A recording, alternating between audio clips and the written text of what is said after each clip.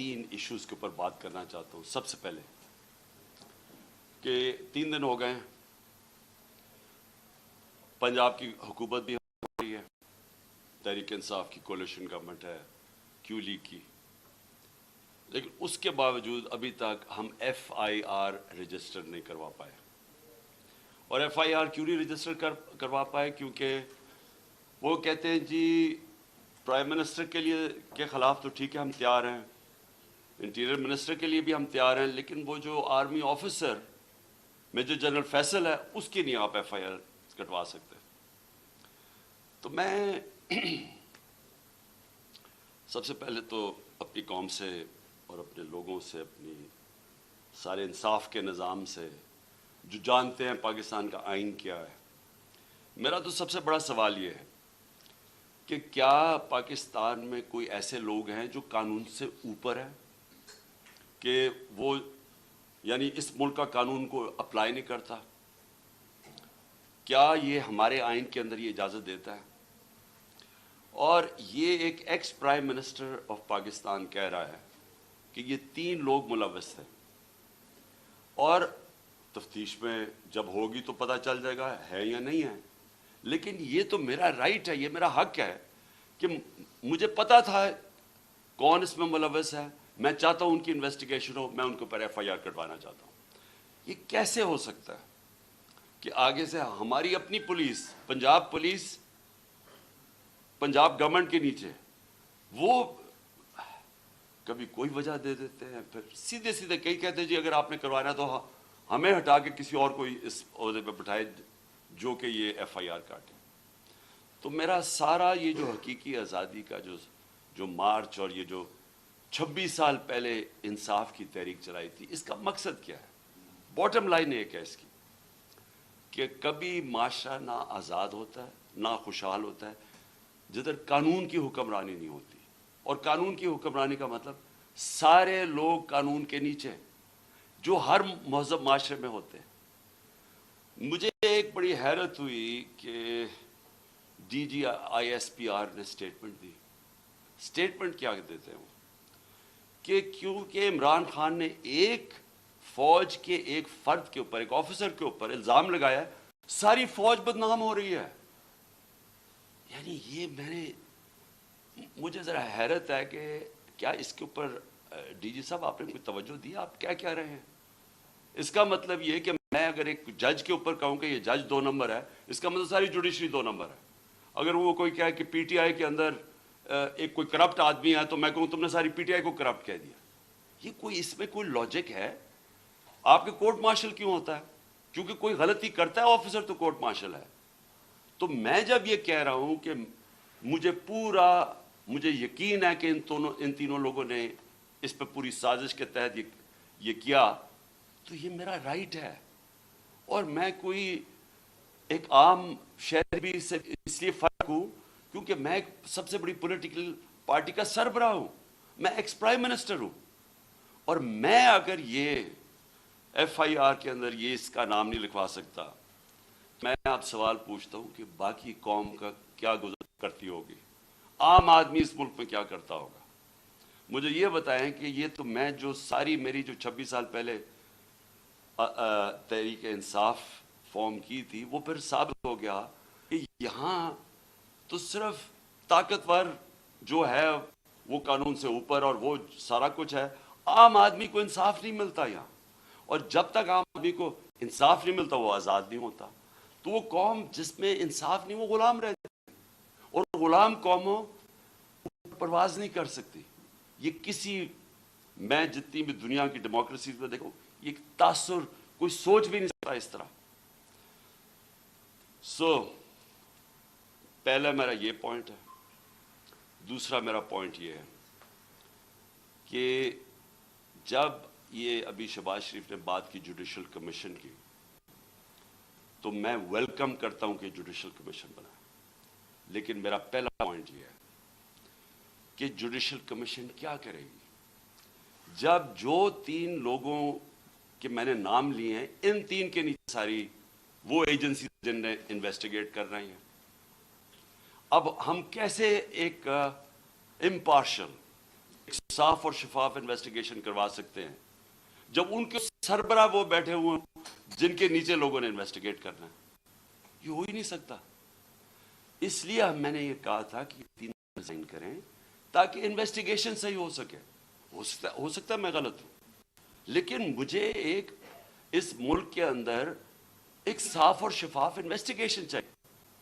اور انویسٹیگیشن اس لیے کہ میں پہلے بھی یہ پورا اس کا ایک پیٹرن ہے. یہ نہیں کہ میں نے ایک دم اٹھ کے کہہ دیا کہ یہ جی یہ کہ فلانا اس میں انوالوڈ ہے. اس کا ایک پیٹرن ہے. پہلے ایک ویڈیو نکلتی ہے جس میں مجھے یہ بتایا جاتا ہے کہ میں کوئی مذہب کی توہین کر رہا ہوں. وہ کدھر سے نکلتی ہے وہ اس انویسٹیگیشن میں پتہ چلنا چاہیے. وہ کون نکالتا ہے, وہ پھر اس کو کون اٹھاتا ہے؟ ایک وہ جرنلسٹ اٹھاتا ہے جس کی افیلیشن ایک پارٹی سے ہے, یہ انویسٹیگیشن میں آئے گی. اس کے بعد کون پریس کانفرنس کرواتا ہے؟ مریم صفدر, مریم وہ اورنگزیب اور جاوید لطیف سے, اور وہ مجھے کہتے ہیں کہ میں نے مذہب کی توہین کی ہے اور وہ ویڈیو دکھاتے ہیں. اس کے اوپر ان کے اوپر ہم ایف آئی آر کٹوائیں, کیونکہ مجھے پتا چل گیا تھا کہ انہوں نے اب اس کو استعمال کر کے وہی سلمان تاثیر ٹائپ قتل کروانا ہے میرا. ان دونوں کے اوپر ہم پھر ایف آئی آر, ان تینوں کے اوپر ایف آئی آر بڑی مشکلوں سے کرتی ہے. اس کے بعد میں پبلک میں جا کے جلسوں میں اور انٹرویوز میں بتاتا ہوں کہ ان کی سازش کیا ہے, انہوں نے کس طرح استعمال کرنا ہے یہ ایک دینی انتہا پسند, اس نے جنون میں آ کے مار دیا کیونکہ میں نے مذہب کی توہین کی. کوئی ایکشن نہیں لیا جاتا. اور پھر کیا ہوتا ہے جب میرے اوپر یہ واردات ہوتی ہے, آپ صرف اس کے بعد دیکھ لیں کہ اس کے بعد ہوتا کیا ہے. کون سے لوگ جو امیڈیٹلی ریئیکٹ کرتے ہیں. ابھی ایف آئی آر ہی نہیں کٹی, ابھی شروع ہی ہوئی ہے بات ابھی, اور ایک دم سٹیٹمنٹس آنی شروع ہو جاتی ہیں کہ جی عمران نے کسی مذہب کی توہین کی ہے. میرے سامنے یہ سارے ہیں. یہ ذرا دیکھیں وہ لوگ جو کہ ہمارے یعنی دوسری پارٹی سے افیلیشنز ہیں, وہ ایک دم ان کی ٹویٹس آنی شروع ہو جاتی ہیں. یعنی ابھی کوئی انویسٹیگیشن نہیں ہوتا اور وہ سارے یہی کہتے ہیں کہ ایک انتہا پسند نے کیا ہے. ایک 6:01 پہ ایک ٹویٹ آتی ہے, وہ جس نے سب سے پہلے میرے اوپر یہ ساری کیمپین شروع کرتا ہے مذہب کی توہین, وقار ستی, وہ 6:02 پہ اس کی مرتضیٰ سلنگی کی 2 منٹ پہ ٹویٹ آتی ہے, حامد میر کی 6:03 پہ آتی ہے, جیو نیوز کی 6:04 پہ آتی ہے, سما 6 بجے اس کی بھی 6:04. اس کے بعد یہ ہوتا کیسے ہے؟ وہ لوگ جو ایک دم ریئیکٹ کرتے ہیں جو کہ ایک سکرپٹ کے اوپر چل رہے ہیں. نہیں, اس کے علاوہ کیا ہوتا ہے؟ وہ کیسے ہوتا ہے کہ گورنمنٹ ہماری, پولیس ہماری, لیکن اس کا انٹرویو کروا کے اور وہ لیک کیا جاتا ہے. وہ جو بندوق چلانے والا ہے, ایک دم اس کا انٹرویو لیک کیا جاتا ہے. کون؟ پولیس. ہم پولیس سے پوچھتے ہیں, وہ کہتے ہیں جی ہم کیا کریں, ہمیں پیچھے سے پریشر تھا. آئی جی, وہ آئی جی سے پوچھا جی آپ بتائیے کیسے یہ لیک ہوئی, وہ کہتا ہے جی ہیک ہو گئی. ایک کے بعد دوسرا جھوٹ بولا جاتا ہے. کون لوگ یہ انٹرسٹڈ تھے ایک دم اس کو بند کروانے؟ وہ جیسی انویسٹیگیشن ہوگی تو پہلے تو پتہ چلے گا کہ ڈب کس نے کیا اور پھر کس نے کور اپ کرنے کی کوشش کی. تو جب آپ یہ ہمیں کہتے ہیں کہ جوڈیشل کمیشن, میں کہتا ہوں اس سے بہتر چیز ہی رہی. لیکن جوڈیشل کمیشن جو سب سے پہلے کام ان کو کرنا چاہیے کہ جو لوگ ایکیوزڈ ہیں اس کے اندر, وہ کیسے ان پوزیشنز پہ بیٹھیں گے جس در انڈیپینڈنٹ انویسٹیگیشن ہوگی. نمبر 2, میں یہ چاہتا ہوں کہ جوڈیشل کمیشن انکوائر کرے ارشد شریف کے اوپر, کیونکہ ہمیں پتہ ہے ارشد شریف کو کس سے خطرہ تھا. ارشد شریف کی والدہ کو پتہ ہے کہ کس سے ارشد شریف کو خطرہ ہے, اس کے اور صحافیوں کو پتہ ہے. کیوں وہ ملک مجبور ہوا چھوڑنے پہ, کیوں وہ دبئی سے آگے جانے پہ مجبور ہوا, اس کے اس نے بڑے لوگوں کو بتائی ہوئی ہیں چیزیں کہ کون لوگ ملوث تھے. اس کے اوپر بھی جوڈیشل جو سپریم کورٹ کے اندر جو کمیشن بنائی جائے اس کی پوری انویسٹیگیشن. تیسری جو سائفر ہے، اب یہ کنٹروورسی چلتی جا رہی ہے. آ کے D I S P R نے کہا جی یہاں تو کوئی سائفر کا تو ڈرامہ تھا. اگر ڈرامہ تھا تو سائفر کی انویسٹیگیشن کیوں نہیں کروا رہے؟ ہم تو گورنمنٹ میں نہیں تھے، ہم نے تو آرڈر کر دی تھی کمیشن فوری طور پہ انویسٹیگیشن کرے. ہم نے تو اسپیکر نے بھجوا دی تھی چیف جسٹس کے پاس انویسٹیگیٹ کریں. تو اب سوال یہ ہے کہ کیوں نہیں کسی نے انویسٹیگیشن کروائی؟ کیوں ڈرے ہوئے انویسٹیگیشن سے؟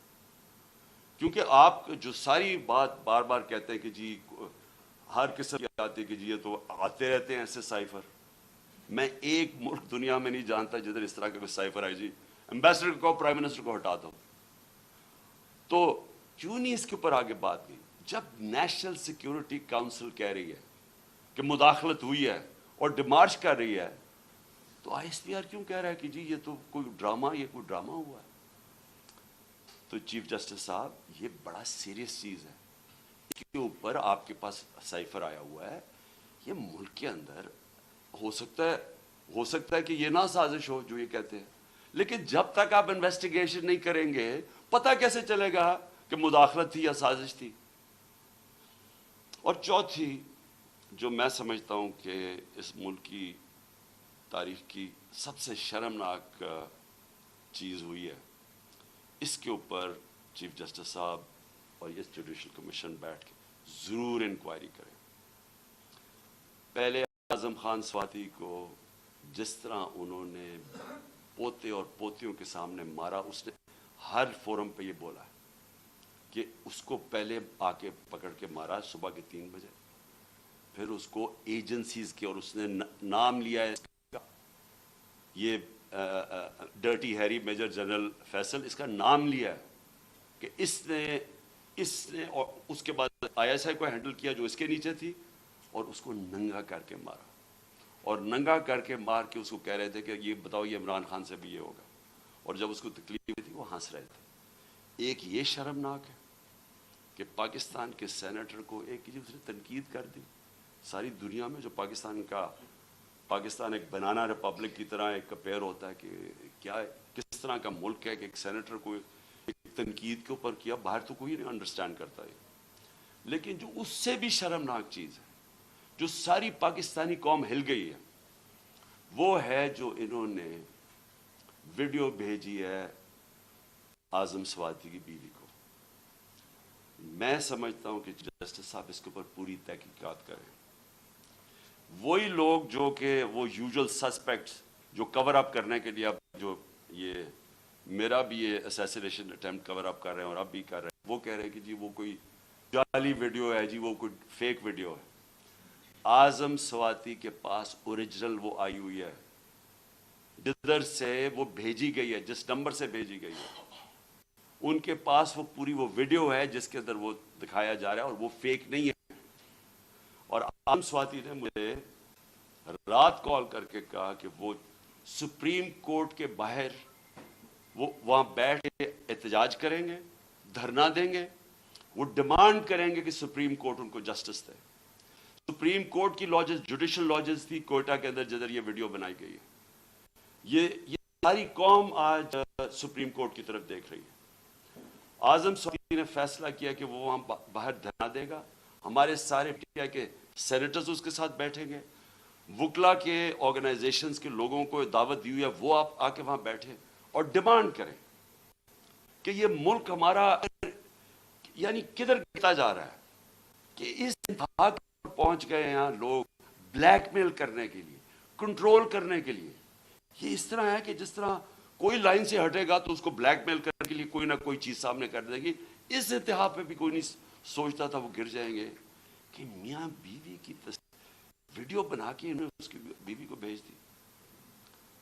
میں سمجھتا ہوں کہ یہ ایک ہر ملک کی تاریخ میں ایک ڈیفائننگ مومنٹ آ جاتا ہے. یہ وہ مومنٹ آ گیا پاکستان میں. میری ریکویسٹ یہ ہے کہ سارا جو ہمارا جسٹس سسٹم ہے, جو ہمارا انصاف کا نظام ہے, اس کی پوری ایک کریڈیبلٹی ایٹ سٹیک ہے. اگر اس نے اپنا اب عزت کرنی ہے پاکستان میں, تو اس کو اب کھڑا ہونا پڑے گا کمزور کے ساتھ, رول آف لا امپلیمنٹ کرنا پڑے گا. یہ نہیں ہو سکتا کہ ایک یہاں جو مرضی کر لیں, کہ ایک کوئی آفیسر بیٹھا ہوا ہے ISI کا, وہ اس طرح کی نیچ حرکتیں کرے اور اس کو ہاتھ بھی نہ کوئی اس کو کہے تو وہ ISP کہہ دے کہ جی فوج کی توہین کر دی ہے, اس کو کچھ اور کچھ کہے تو جی ملک کی سیکورٹی کو کچھ ہو گیا, آپ کے اوپر جی سیڈیشن چارج لگ جائے گا, عمران خان کے اوپر غداری لگ جائے گی, جو مرضی لگانا لگائیں. میں یہ ڈیمانڈ کرتا ہوں کہ اس قوم کو جسٹس چاہیے. ہم غلام نہیں ہیں, ہمیں ایک آزاد قوم بنایا گیا تھا 1947 میں. ہمارے لیڈر قائد اعظم محمد علی جناح نے ہمیں آزاد کروایا تھا انگریز کی غلامی سے. تب انگریز اوپر ہوتا تھا قانون کے, ہم غلام ہوتے تھے. اب پاکستان تو آزاد ملک بنا ہوا ہے, ہمارا آئین ہمیں آزادی دیتا ہے. کیوں نہیں ہماری عدالتیں ہماری رائٹس کو, ہماری آزادی کو, ہماری ڈگنیٹی کو کیوں نہیں پروٹیکٹ کر رہی؟ اور یہ اگر اعظم سواتی سے جو یاد رکھیں, سینیٹر ہے پاکستان کا, ایک کامیاب بزنس مین جو کامیاب باہر پیسے کما کے پاکستان آیا ہوا ہے, اس سے یہ ہو رہا ہے.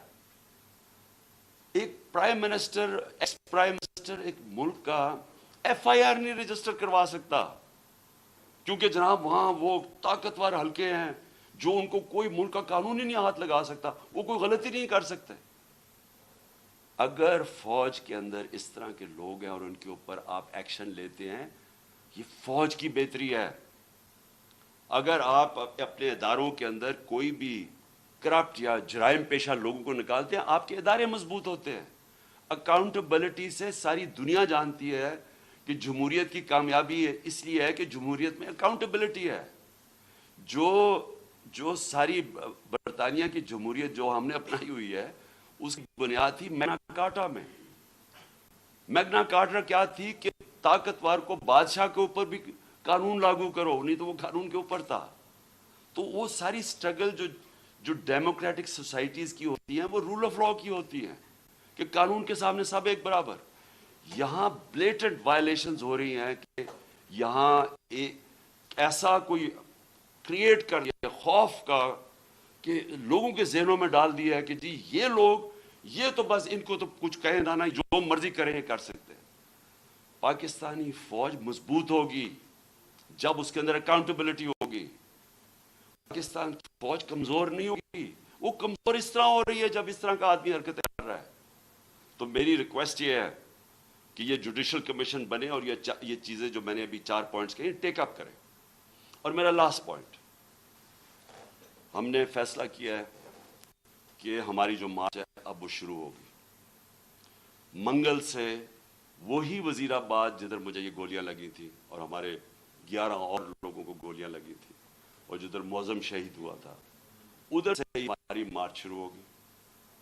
میں ہر روز مارچ سے خطاب کروں گا یہاں سے, اور ہماری مارچ اگلے 10 سے 14 دن تک, اس کے بیچ میں سپیڈ کے اوپر ڈیپینڈ کرتا ہے, یہ پہنچے گی پنڈی. سارے پاکستان سے وہ لوگ اسی ٹائم پہ نکلیں گے کہ ایک ٹائم پہ جب یہ پلان کریں گے 10 اور 14 دن کے بیچ میں پنڈی پہنچنا. میں پنڈی خود ہوں گا, اور ادھر سے سارے پاکستان کی جو لوگ جمع ہوں گے اس مارچ کو پھر میں لیڈ کروں گا.